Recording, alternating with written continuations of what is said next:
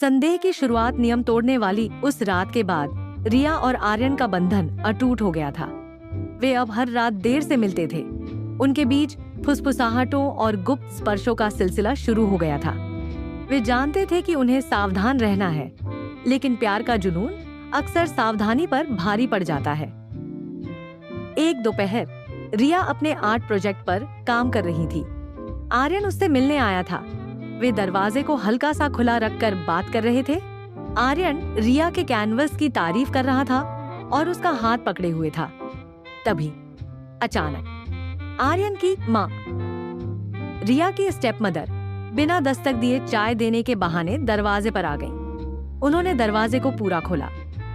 रिया और आर्यन तेजी से अलग हुए, लेकिन माँ की नजरों ने उस एक क्षण को पकड़ लिया था। आर्यन का हाथ रिया के हाथ को छोड़ रहा था और रिया के चेहरे पर शर्माहट दे दी थी। माँ ने कुछ नहीं कहा।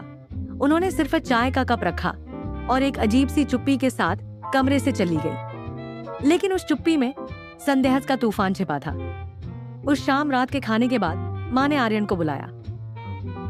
माँ, शांत पर गंभीर आवाज में, आर्यन, क्या तुम और रिया दोस्त से ज्यादा कुछ हो? आर्यन का दिल धड़क गया। ये वह सवाल था जिससे वह सबसे ज्यादा डरता था। वह अपनी माँ की आंखों में देखता है, जानता है कि झूठ बोलने से स्थिति और खराब होगी। आर्यन, माँ, हम बहुत करीब आ गए हैं। इस नए माहौल में हम दोनों ने एक दूसरे में सहारा पाया है।